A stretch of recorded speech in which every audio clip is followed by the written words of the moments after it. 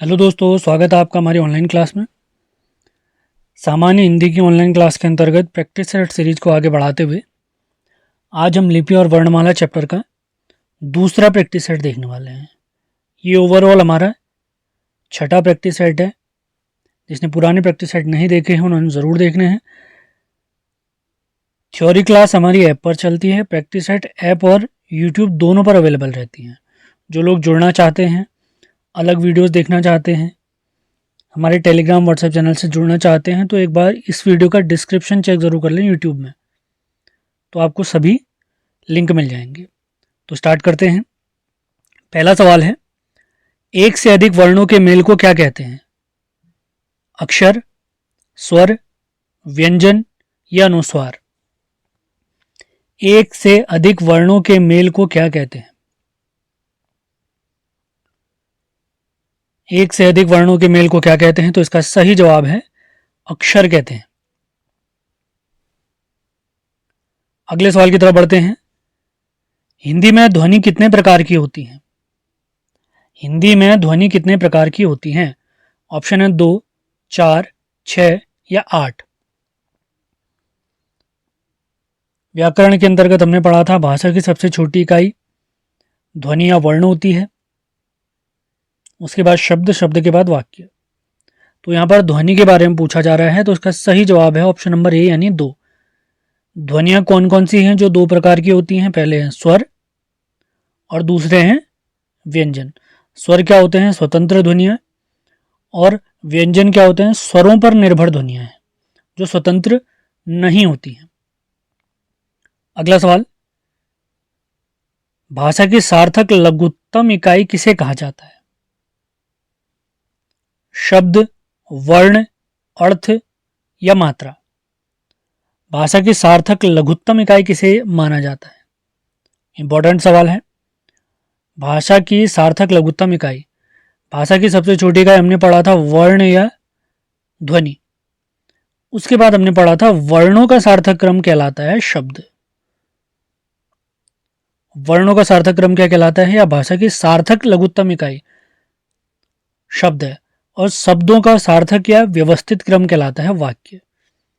यही व्याकरण के 3 अंग भी हैं, वर्ण विचार, शब्द विचार और वाक्य विचार। अभी हमारा शब्द विचार चल रहा है, जिसमें मान के चलिए 10 से 15 चैप्टर हमने कवर करने हैं अलग अलग टाइप के, जो मैं ऑलरेडी बता चुका हूँ। अगले सवाल की तरफ बढ़ते हैं। लिपि चिन्हों के क्रमबद्ध समूह को क्या कहते हैं? अक्षर, वर्ण, वर्ण समूह और वर्णमाला। लिपि चिन्हों के क्रमबद्ध समूह को क्या कहते हैं? लिपि चिन्ह क्या थे? जैसे हमारे ओ से ज्यों तक या ज्यों तक, ओ आ ई क ख ग घ ज्यों तक, तो इन्हीं को लिपि चिन्ह कहते हैं। ये लिपि चिन्ह बने किसकी मदद से हैं? वर्णों की मदद से बने हैं। लिपि चिन्हों का क्रमबद्ध समूह कहें या वर्णों का क्रमबद्ध समूह, वर्णों का व्यवस्थित समूह, तो ये बनता है हमारा वर्णमाला। वर्णों का व्यवस्थित समूह वर्णमाला और वर्णों का सार्थक समूह शब्द। अगले सवाल की तरफ बढ़ते हैं। 5वां सवाल भी काफी इंपॉर्टेंट है। निम्न में कौन मूल दीर्घ स्वर नहीं है? मूल दीर्घ स्वर नहीं है।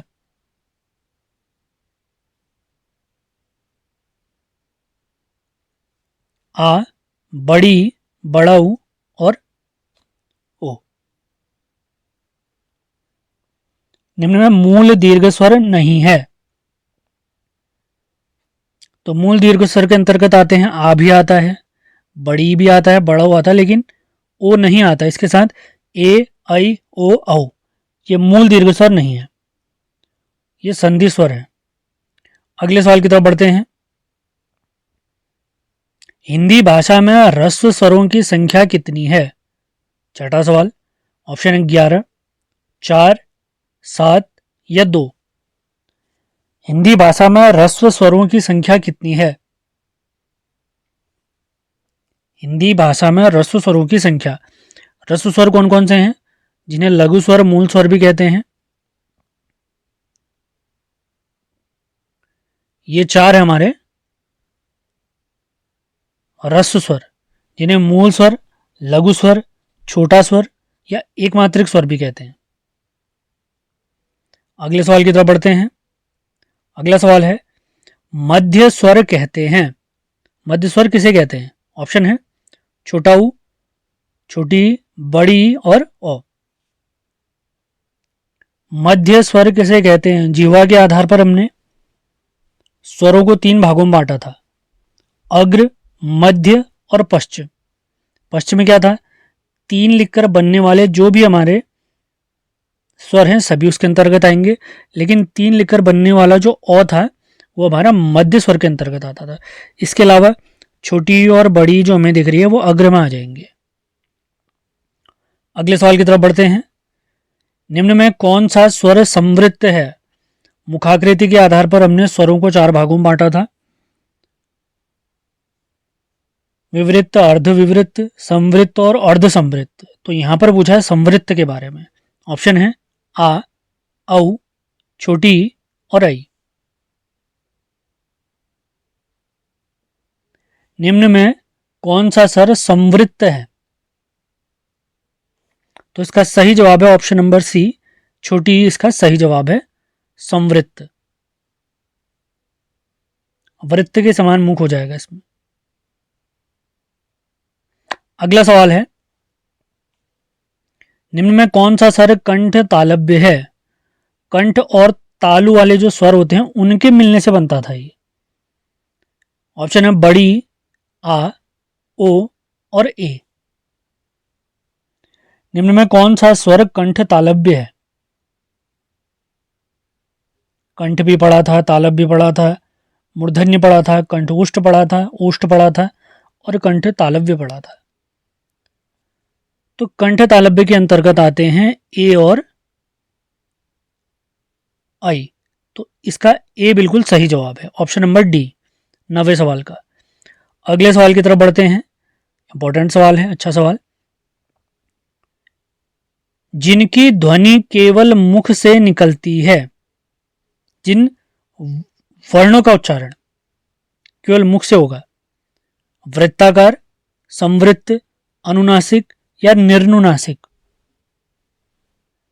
मतलब इनके उच्चारण में जो ध्वनि होती है वो केवल मुख से निकलेगी।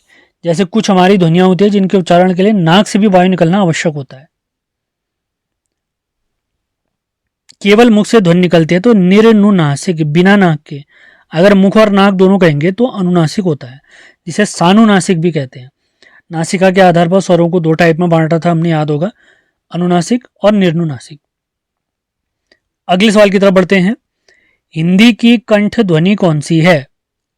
बड़ी, त, फ, ह। हिंदी की कंठ ध्वनि कौन सी है? जिसके उच्चारण में गले पर विशेष फोकस पड़ता है। तो इसका सही जवाब है ऑप्शन नंबर डी, ह। इसी ह को काकल्य भी कहते हैं, काकल्य वर्ण भी कहते हैं, जीवा मूल्य भी कहते, जीवा मूलक भी कहते हैं। अगले सवाल की तरफ बढ़ते हैं। श ध्वनि का उच्चारण स्थान बताइए। श हमारे ऊष्म व्यंजनों के अंतर्गत आता है जिसमें 4 वर्ण आते हैं। तो श ध्वनि का उच्चारण स्थान ऑप्शन है दंत, मूर्धा, तालु, दंत तालु।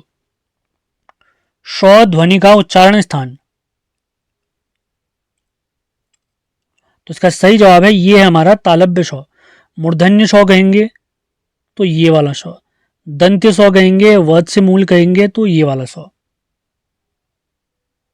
अगले सवाल की तरफ बढ़ते हैं। निम्न में कंठ वर्ण कौन से हैं? पहला ऑप्शन है छोटी ई, य, श। अगला ऑप्शन है आ, ह और विसर्ग। अगला ऑप्शन है रि, र और श। और फाइनल ऑप्शन है श, ल, म। स, ल और म कंठ वर्ण बताने हमने। सवाल काफी इंपॉर्टेंट है।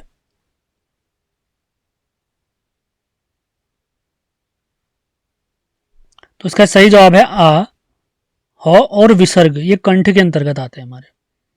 एक क वर्ग होता है हमारा स्पर्श व्यंजनों के अंतर्गत, वो भी कंठ के अंतर्गत आता है। अगला सवाल देखते हैं। कौन सी ध्वनि महाप्राण नहीं है? अल्प प्राण महाप्राण हमने देखा था। प्राण वायु के आधार पर व्यंजनों को दो भागों में बांटा था। कौन सी ध्वनि महाप्राण नहीं है? ऑप्शन है ख, घ, ज या झ। तो ये सभी वर्ण हमारे स्पर्श व्यंजन के दिख रहे हैं। तो स्पर्श व्यंजन का दूसरा और जो चौथा वर्ण होता था वो हमारे किसके अंतर्गत आते थे? महाप्राण के अंतर्गत आते थे। और 1, 3, 5, 1, 3 और 5 हमारे अल्प प्राण आते थे। अब क ख में देखो तो ख दूसरे नंबर पे आता है, ये महाप्राण है। क ख ग घ देखें, घ चौथे नंबर पे आता है, ये भी महाप्राण है। अब जौ देखूं, जौ पहले नंबर पे आता है, सॉरी जौ दूसरे नंबर, चौ छ जौ ये तीसरे नंबर पे आ रहे हैं। तीसरे नंबर पे आ रहे हैं तो इसका मतलब ये क्या है? अल्प प्राण है। ये बिल्कुल सही। तो महाप्राण कौन सा नहीं है? जौ। झौ की बात करूं, जौ झ, चौ छ जौ और झ, झ चौथे नंबर पे आ रहा है तो ये भी महाप्राण है। तो 14वें सवाल का सही जवाब है ऑप्शन नंबर सी, यानी जौ इसका सही जवाब है। अल्प प्राण महाप्राण, 1, 3, 5 अल्प प्राण, 2 और 4 महाप्राण। अगला सवाल है, प्रत्येक वर्ग का दूसरा चौथा वर्ण क्या कहलाता है? प्रत्येक वर्ग का दूसरा और चौथा वर्ण क्या कहलाता है? महाप्राण, अल्प प्राण, उत्क्षिप्त या अनुनासिक? 15 अक्टूबर को होने वाली बंदी रक्षक परीक्षा के लिए हमने स्पेशल हिंदी का बैच और प्रैक्टिस सेट का बैच लॉन्च कर दिया है। जो भी उस बैच से जुड़ना चाहते हैं, नीचे लिंक हमारी ऐप का दिया हुआ है, उसको ज्वाइन ज़रूर करें। बिल्कुल 1 महीने के अंदर का आपका सिलेबस भी कंप्लीट हो जाएगा, एक टॉपिक कंप्लीट हो जाएगा। तो प्रत्येक वर्ग का दूसरा और चौथा वर्ण कहलाता है महाप्राण। महाप्राण इसका सही जवाब है। अगले सवाल की तरफ बढ़ते हैं। निम्न में कौन सुमेलित है? गौ, अघोष, फ, अल्पप्राण, सौ, ऊष्म, ठ, सघोष। अघोष सघोष में क्या था? प्रत्येक वर्ग का पहला और दूसरा वर्ण क्या होता था? अघोष होता था, स्पर्श व्यंजनों की बात करें। और तीसरा, चौथा और पांचवा वर्ण प्रत्येक वर्ग का ये हमारा सघोष होता था। अब गौ देखें तो तीसरे नंबर पे आता है, तो कौन सा सुमेलित है पूछ रहा है, तो गौ हमारा सघोष होता है, अघोष नहीं होता है। अब फ की बात करो, प, फ दूसरे नंबर पे आ रहा है। और अल्प प्राण महाप्राण में देखूं तो पहला वाला और तीसरा और पांचवा ये होते हैं हमारे अल्प प्राण, लेकिन फ दूसरे नंबर पे आ रहा है तो ये महाप्राण होगा, ये भी सुमेलित नहीं है। अब सौ देखें तो ऊष्म व्यंजन सौ है, क्योंकि श, सौ, सौ और ह ये ऊष्म या ऊष्म संघर्षी व्यंजन कहलाते हैं। और ठ को सघोष लिखा है, सघोष ट ठ दूसरे नंबर पे आ रहा है, तो पहला और दूसरा वर्ण जो होता है वो अघोष होता है, ना कि सघोष। तो 16वें सवाल का सही जवाब है सौ, ऊष्म व्यंजन। अगला सवाल देखते हैं, काफी इंपॉर्टेंट है। वह वर्ण है तालव्य, ओष्ठ, मूर्धन्य या इनमें से कोई नहीं? वह वर्ण है, कई बार इसको बताया जा चुका है। तो 17वें सवाल का सही जवाब है इनमें से कोई नहीं, क्योंकि वह हमारा बनता है दंत ओष्ठ, मतलब इसके उच्चारण में दांत के साथ साथ होठ का भी प्रयोग होता है, दंतोष्ठ वर्ण है। अगला सवाल है, बहुत अच्छा सवाल, काफी इंपॉर्टेंट सवाल। हिंदी की स्पर्श, सघोष, महाप्राण और ओष्ठ ध्वनि बताइए। भ, ठ, थ, ह। ओष्ठ ध्वनि।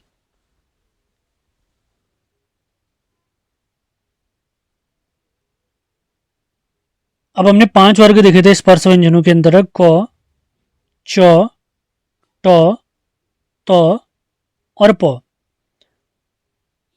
ये था कंठ, ये था तालब्य, ये मूर्धन्य, ये दंत्य और ये ओष्ठ। हमसे ओष्ठ पूछा है।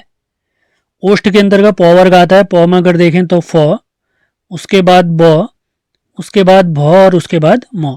ये सब हमारे किसके अंतर्गत आते हैं? ये ओष्ठ के अंतर्गत आते हैं। एक बार देख लेते हैं। स्पर्श तो है ये, ह हमारा स्पर्श के अंतर्गत नहीं आता है, तो ह को हमने हटा दिया है।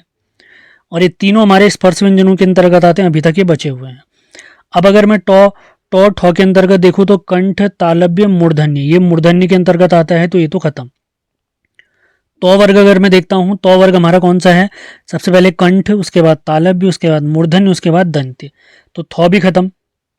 अब बचता एक ही ऑप्शन है भौ, यही हमारा सही आंसर होगा। स्पर्श तो है ये। सगोश की पहचान क्या थी? प्रत्येक वर्ग का तीसरा, चौथा और पांचवा। अगर मैं भौ को देखूँ तो भौ कौन से नंबर पे है? 1 2 3 4। तो ये सगोश भी है, स्पर्श भी है। अब महाप्राण है नहीं है। महाप्राण की पहचान क्या थी? प्रत्येक वर्ग का दूसरा या चौथा वर्ण। तो दूसरा फ है, चौथा वर्ण भौ है, बिल्कुल सही। और उष्ट तो ये पहले से है। तो इस टाइप के सवाल पूछे जा सकते हैं। ये कब बना पाएंगे? जब आपको स्पर्श का पता हो, सघोष का पता हो, महाप्राण का पता हो और उष्ट का पता हो। तो इस सवाल को मोस्ट इंपॉर्टेंट जान के चलना है। पते मान के चलिए आधे से ज़्यादा चैप्टर हमारा इसी सवाल में रिवाइज हो गया। अगले सवाल की तरफ बढ़ते हैं। सेशन पसंद आते हैं तो इनको शेयर ज़रूर करना है।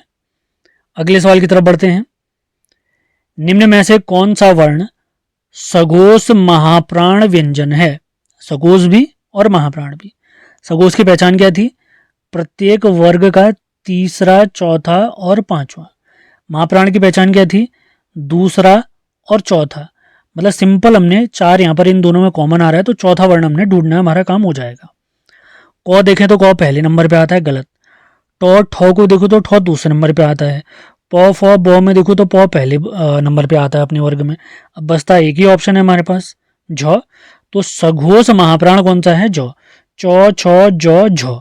ये कौन से नंबर पे आता है? फोर्थ नंबर पे आता है। कौन से वर्ग का है? चौ वर्ग का, तालव्य वर्ग। स्पर्श व्यंजनों के अंतर्गत। अगला सवाल है, निम्न में से कौन सा व्यंजन स्पर्श संघर्षी है? स्पर्श भी, संघर्षी भी। जब उच्चारण स्थान के आधार पर हमने व्यंजनों को बांटा था तो अलग अलग तरीके से बटे थे। सबसे पहले स्पर्शी आए थे, और स्पर्श संघर्षी की अगर मैं बात करता हूं तो स्पर्श संघर्षी के अंतर्गत आया था हमारा चौ वर्ग। चौ वर्ग के शुरुआत के चार वर्ण। तो चौ वर्ग अगर देखें तो चौ, छ, जौ और झ। तो चौ वर्ग का हमें केवल यहाँ पे जौ दिख रहा है, तो जौ बिल्कुल सही जवाब है। स्पर्श संघर्षी। अगले सवाल की तरफ बढ़ते हैं। निम्न में से किस शब्द के द्वित्व व्यंजन है? किस शब्द में द्वित्व व्यंजन है? पुनः, इलाहाबाद, दिल्ली, उत्साह। द्वित्व व्यंजन क्या होता है? एक ही व्यंजन दो बार आएगा, लेकिन एक हलंत के साथ होगा। एक जो व्यंजन होगा वो स्वर रहित होगा। जैसे मैं पकड़ता हूं मुक्का, मु, आधा क और का। क दो बार आ रहा है, लेकिन पहला वाला क क्या है? स्वर रहित है, हलंत क, और दूसरा स्वर के साथ है, पूर्ण क। और यहां पर अगर मैं देखूं तो दिल्ली की बात हो रही है, तो एक लौ हमारा हलंत वाला है और एक लौ पूर्ण है। तो द्वित्व व्यंजन यहां पर कौन सा है? दिल्ली इसका सही जवाब है। इस प्रकार से हमने ध्यान रखना है। अगले सवाल की तरफ बढ़ते हैं। सजातीय संधि स्वर ध्वनियां कौन सी हैं? आ, ई, उ या ए। कौन सी नहीं है पूछा है हमसे। सजातीय संधि ध्वनियां। तो संधि स्वर हमने अगर जो अपने देखे थे वो थे आ, बड़ी, बड़ाऊ, ए, आई, ओ, औ। ये सभी संधि स्वर है हमारे। लेकिन स्टार्टिंग के जो तीन हैं, आ, ई और बड़ाऊ, ये सजाती के अंतर्गत आते हैं। और ए, आई, ओ, औ ये विजातीय आते हैं। अब हमसे पूछा सजाती संधि स्वर नहीं है, सजाती संधि स्वर नहीं है तो विजाती होगा। तो ए इसका बिल्कुल सही जवाब है। ज़्यादा डिटेल में ऑलरेडी हम पढ़ चुके हैं। क्लास को ज्वाइन करें आप लोग। प्रैक्टिस सेट लगातार आते रहेंगे, उसकी चिंता बिल्कुल नहीं करनी है। अगला सवाल है, कौन सा वर्ण घोष नहीं है? घोष जिसे हम सघोष भी कहते हैं। ऑप्शन है र, ल, त और ड। कौन सा वर्ण घोष नहीं है?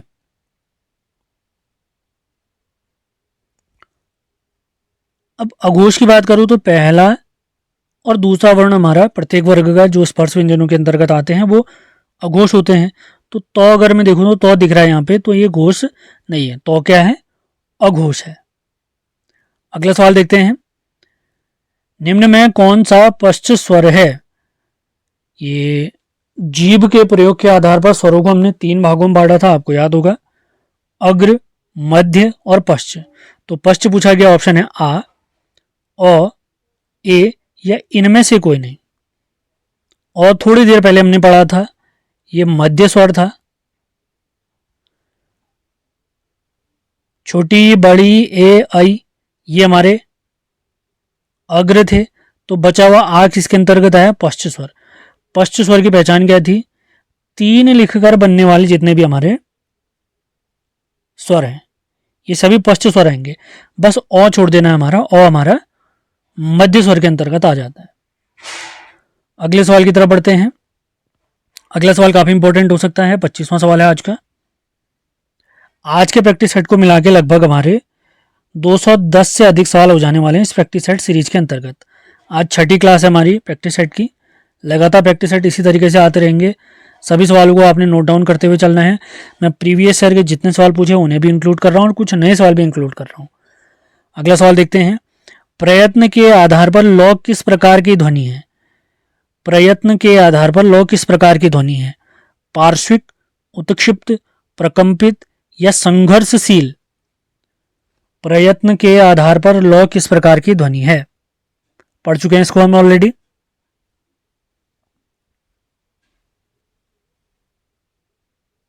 तो इसका सही जवाब है पार्श्विक।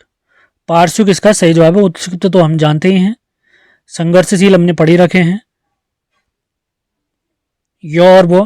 प्रकंपित के अंतर्गत कौन सा आता है ये आपने बताना है। उत्क्षिप्त भी हम पढ़ चुके हैं, अडो अढ़ो पढ़ा था हमने, याद आ रहा होगा। अगले सवाल की तरफ बढ़ते हैं, निम्न में अघोष वर्ण कौन सा है। निम्न में अघोष वर्ण कौन सा है, ब, ज, ह, स। अघोष वर्ण प्रत्येक वर्ग का पहला और दूसरा वर्ण। अगर ब देखता हूं मैं, प, फ, ब ये तीसरे नंबर पे आता है तो ये खत्म। जौ की बात अगर मैं करूं, चौ, छ, जौ ये भी तीसरे नंबर पे खत्म। उसके बाद सौ हमारा जो है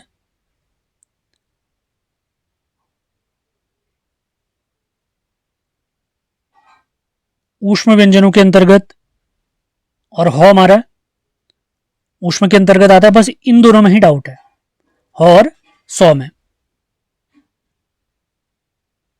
तो 26वें सवाल का सही जवाब है 100। ह हमारा घोष वर्ण है, 100 हमारा अघोष वर्ण है। यानी तीनों जो स्व होते हैं हमारे, तालव्य, मूर्धन्य और दंत्य, वो अघोष हैं, और ह हमारा घोष वर्ण है या सघोष वर्ण है। अगले सवाल की तरफ बढ़ते हैं, काफी इंपॉर्टेंट सवाल हो सकता है। कौन सा वर्ण घोष नहीं है। घोष नहीं है इसका मतलब अघोष होना चाहिए।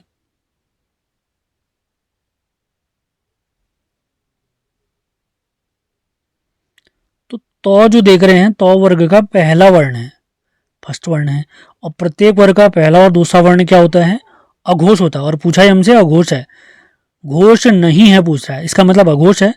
तो ऑप्शन नंबर बी बिल्कुल इसका सही जवाब है। अगले सवाल की तरफ बढ़ते हैं। रॉ के 4 अलग अलग रूप हमने पढ़े थे, तो उन्हीं से रिलेटेड सवाल है। स्वर रहित रॉ का प्रयोग किसमें हुआ है, ट्रक, पुनर्निर्माण, त्राटक, शत्रु।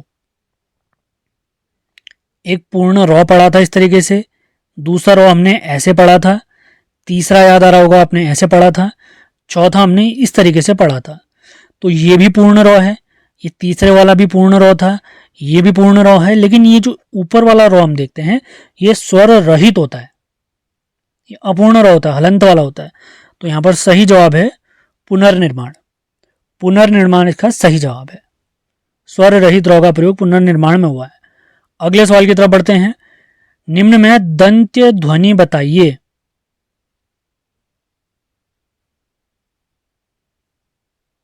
दंत्य ध्वनि बताइए, भ, झ, ड, थ। दंत्य ध्वनि बतानी है।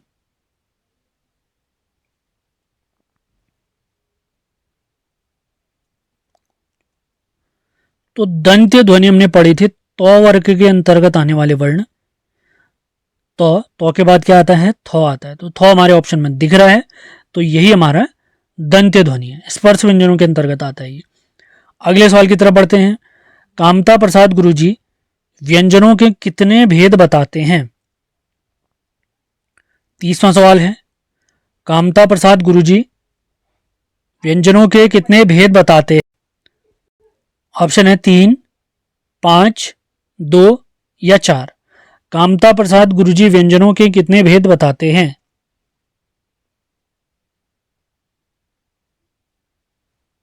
तो इसका सही जवाब है ऑप्शन नंबर सी। अब ये आपने ढूंढना है कि इन्होंने कितने प्रकार बताए हैं। अगर नहीं ढूंढ पाएंगे तो मैं कमेंट में बता दूंगा, वैसे भी आपको ग्रुप के माध्यम से बता दिया जाएगा।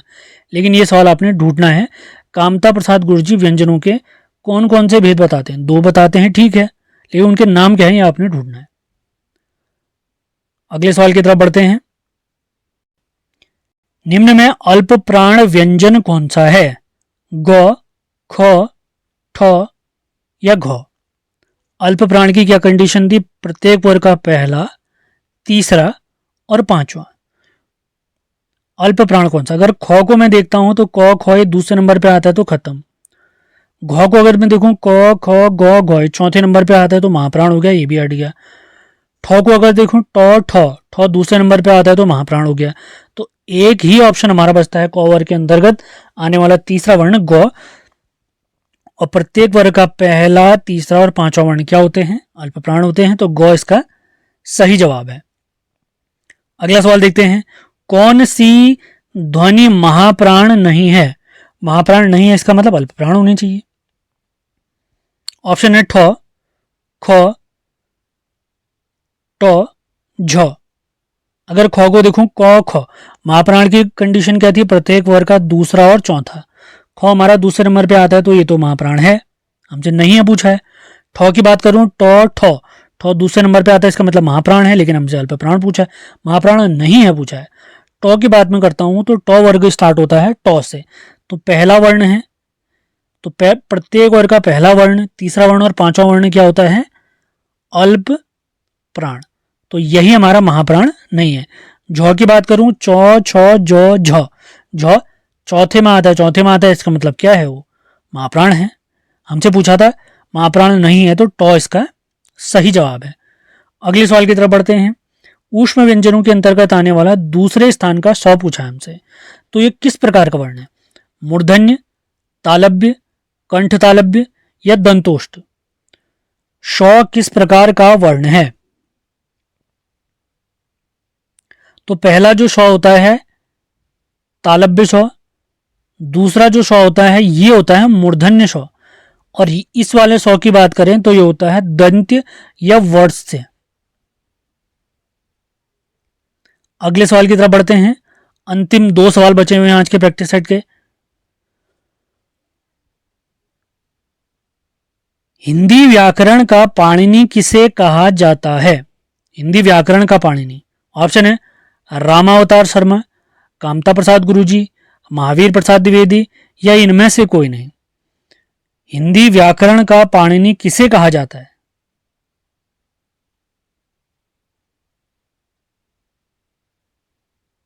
हिंदी व्याकरण का पाणिनि, तो इसका सही जवाब है option number B, Kamta Prasad गुरुजी। कामता प्रसाद गुरुजी इसका सही जवाब है। अगला सवाल देखते हैं, आज का अंतिम सवाल। य का उच्चारण स्थान बताइए।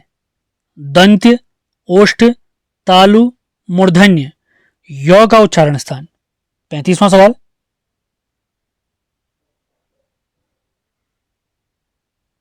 य का उच्चारण स्थान बताइए। अंतस्थ के अंतर्गत आते हैं य, र, ल और व। य और व को संघर्षशील भी कहते थे, ये पढ़ा है हमने। तो य का जो उच्चारण स्थान है वो तालु। तालु बिल्कुल सही जवाब है 35वें सवाल का। इसी के साथ आज का सेशन हमारा समाप्त होता है। सेशन पसंद आ रहा है तो इसे लाइक और शेयर ज़रूर करना है। प्रीवियस वीडियो आपने ज़रूर देखना है, इन सभी के लिंक डिस्क्रिप्शन में दिए हुए हैं। तो मिलते हैं अगले वीडियो में। धन्यवाद।